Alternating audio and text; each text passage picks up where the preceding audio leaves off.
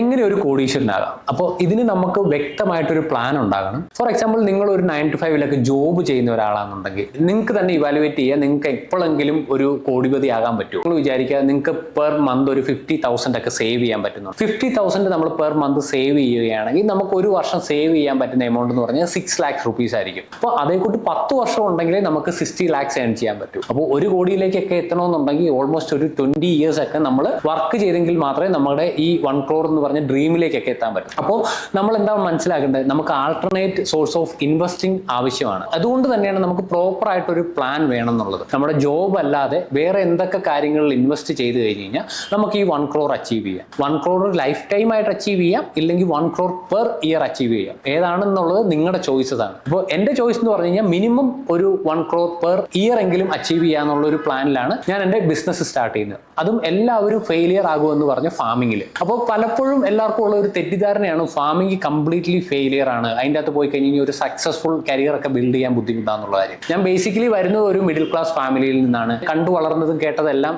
കൃഷി, കുരുമുളക്, ഏലം, അങ്ങനെയുള്ള ഒരു ബാക്ക്ഗ്രൗണ്ടാണ് എനിക്ക് ബേസിക്കലി ഉള്ളത്.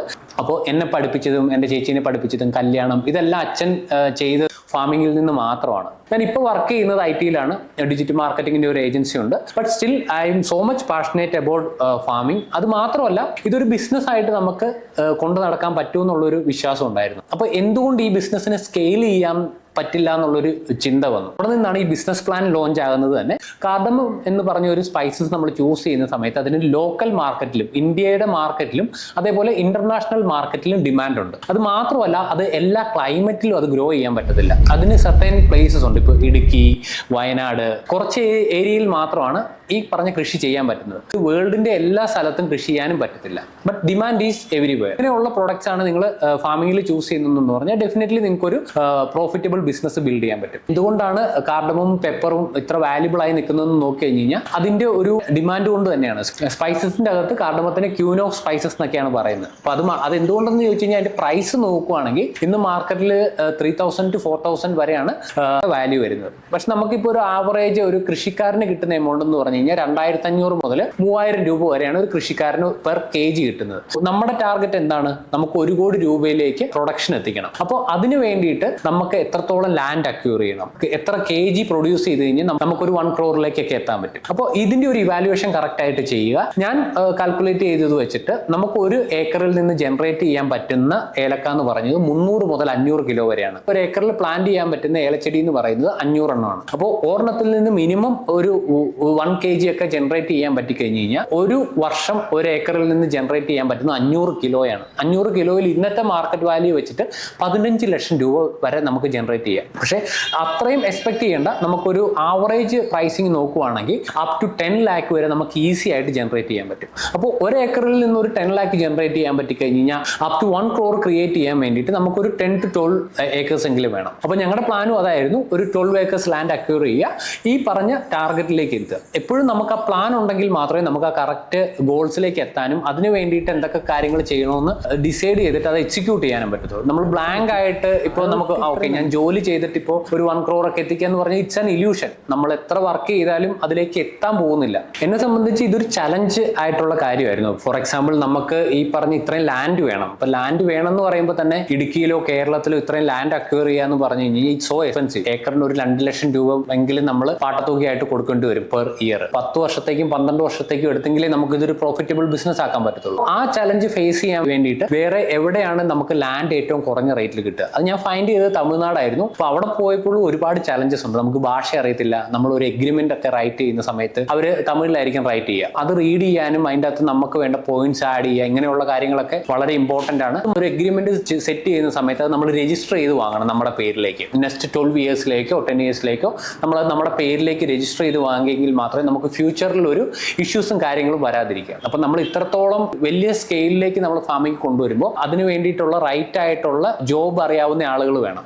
അതൊരു ചലഞ്ചസ് ആയിരുന്നു. അപ്പൊ നമ്മുടെ നാട്ടിലും ഇപ്പൊ ഈവൻ തമിഴ്നാട്ടിൽ പോലും നമുക്ക് റൈറ്റ് ആയിട്ടുള്ള ആളുകളെ ഫൈൻഡ് ചെയ്യാൻ പറ്റും. പിന്നെ നമ്മൾ കൊണ്ടുവന്നതെന്ന് പറഞ്ഞു കഴിഞ്ഞാൽ മധ്യപ്രദേശിൽ നിന്നും ജാർഖണ്ഡിൽ നിന്നും ഒറീസയിൽ നിന്നൊക്കെ ഉള്ള ജോലിക്കാരെയാണ് കൊണ്ടുവന്നത്. അവർക്ക് വേണ്ടിയിട്ട് നമുക്ക് ഹൗസിംഗ് പ്രൊവൈഡ് ചെയ്യേണ്ട കാര്യമുണ്ട്. അപ്പൊ അതുകൊണ്ട് നമുക്ക് അവിടെ വീട് ബിൽഡ് ചെയ്യണം, കറണ്ട്, വാട്ടർ ഫെസിലിറ്റീസ് എന്തൊക്കെയാണോ വേണ്ടത് അതെല്ലാം ഇതെല്ലാം നമ്മൾ സെറ്റ് ചെയ്യേണ്ട കാര്യമുണ്ട്. അതിന്റെ കൂടെ തന്നെ നമ്മൾ ഈ പറഞ്ഞ ഫൈൻഡ് ചെയ്ത ലൊക്കേഷൻസിൽ മൃഗങ്ങളുടെ ഒക്കെ ശല്യമുണ്ട്. അപ്പൊ അതുകൊണ്ട് തന്നെ നമ്മൾ അവിടെ ഫെൻസിങ് ഇട്ടിരുന്നു. അപ്പൊ ഇതൊക്കെ നമ്മുടെ ഒരു എക്സ്പെൻസ് ആയിട്ട് വരും. ഇതിനൊക്കെ ഉള്ള ഒരു ബഡ്ജറ്റ് നമ്മൾ കാൽക്കുലേറ്റ് ചെയ്തിട്ട് വേണം നമുക്കിത് സെറ്റ് ചെയ്യാൻ വേണ്ടിയിട്ട്. പക്ഷേ ഞാൻ ഗ്യാരണ്ടി പറയുന്നു, നമ്മൾ ഈ പറയുന്ന ഇൻവെസ്റ്റ്മെന്റ് അല്ല, നിങ്ങൾക്ക് വിത്തിൻ 3rd ഇയർ അത് റിക്കവർ ചെയ്യാൻ പറ്റും. നമുക്ക് ഈ പറഞ്ഞ 1 crore എന്നുള്ള പ്രോഫിറ്റ് നമുക്ക് ഡബിൾ ആക്കാൻ സാധിക്കും. എങ്ങനെയെന്ന് ചോദിച്ചു കഴിഞ്ഞാൽ ഇത് ഡയറക്റ്റ് കസ്റ്റമേഴ്സിലേക്ക് എത്തിക്കാൻ പറ്റി കഴിഞ്ഞു കഴിഞ്ഞാൽ പോസിബിൾ. അപ്പോൾ അതുകൊണ്ട് തന്നെ since I M in marketing, so നമുക്കൊരു വെബ്സൈറ്റോ അല്ലെങ്കിൽ സോഷ്യൽ മീഡിയ ഒക്കെ വഴി നമുക്ക് സെല് ചെയ്യാൻ പറ്റും.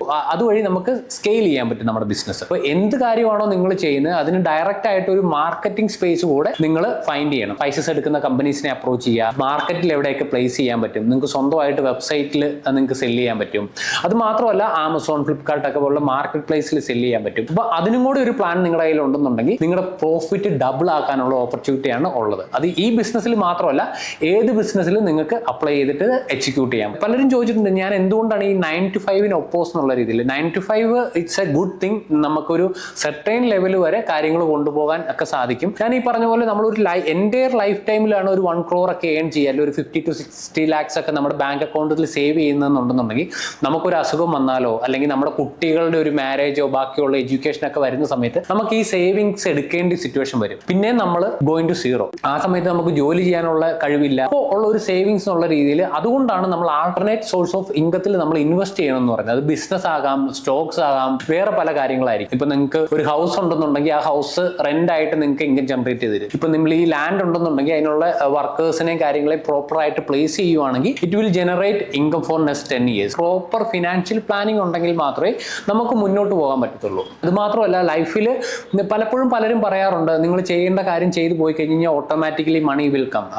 പൈസ വരും, ബട്ട് സ്റ്റിൽ ആ വരുന്ന പൈസേനെ നമ്മൾ പ്രോപ്പർ ആയിട്ട് യൂസ് ചെയ്യാനും കൂടെ പഠിക്കുക. ഇത് മാത്രമല്ല നമ്മൾ കാർഡമം കൃഷി ചെയ്യുന്നതിന്റെ കൂടെ തന്നെ നമുക്ക് ഇനിഷ്യൽ ഇയേഴ്സ് ആദ്യത്തെ ഒരു 2 വർഷം അതിൻ്റെ അകത്ത് വാഴ ബാക്കിയുള്ള കാര്യങ്ങൾ കൃഷി ചെയ്യാൻ പറ്റും. അതിൻ്റെ അകത്തൊരു ഇന്റർമീഡിയറ്റ് വിളയായിട്ട് നമുക്ക് കുരുമുളക് കൃഷി ചെയ്യാൻ പറ്റും, അവോക്കാഡോ കൃഷി ചെയ്യാൻ പറ്റും. ഇതിൽ ഫോക്കസ് ചെയ്യുന്നത് ഏലകൃഷിയിലായിരിക്കും. ബട്ട് സ്റ്റിൽ നമുക്ക് ഏലത്തിന്റെ വില കുറയുന്ന സമയത്ത് നമ്മുടെ ഒരു ബേസിക് കാര്യങ്ങളൊക്കെ മാനേജ് ചെയ്യാൻ വേണ്ടിയിട്ട് ഈ പറഞ്ഞ കുരുമുളകും അവോക്കാഡോ ഒക്കെ സഹായിക്കും. അതിന് പ്രോപ്പറായിട്ട് ക്ലൈമറ്റ് ഒക്കെ സ്യൂട്ടബിൾ ആകുന്ന ലാൻഡ് ഫൈൻഡ് ചെയ്യുക എന്നുള്ളതാണ്. അതും കുറഞ്ഞ റേറ്റിൽ കിട്ടിക്കഴിഞ്ഞ് കഴിഞ്ഞാൽ it's like our own land. നമ്മുടെ സ്വന്തം ലാൻഡ് പോലെ നമുക്കത് യൂസ് ചെയ്യാനും അവിടുന്ന് നമുക്ക് ഇൻകം എടുക്കാനും സാധിക്കും. അപ്പോൾ നിങ്ങൾക്കും ഒരു 1 crore പ്ലാൻ ഉണ്ടാകട്ടെ എന്ന് ഞാൻ ആശംസിക്കുന്നു. നിങ്ങൾക്ക് എന്തെങ്കിലും ഫാമിംഗ് പോലെ റിലേറ്റഡ് ആയിട്ടുള്ള ഡൗട്ട്സോ കാര്യങ്ങളോ ഉണ്ടെന്നുണ്ടെങ്കിൽ കമന്റ് ചെയ്താൽ മതി. So I will definitely answer U.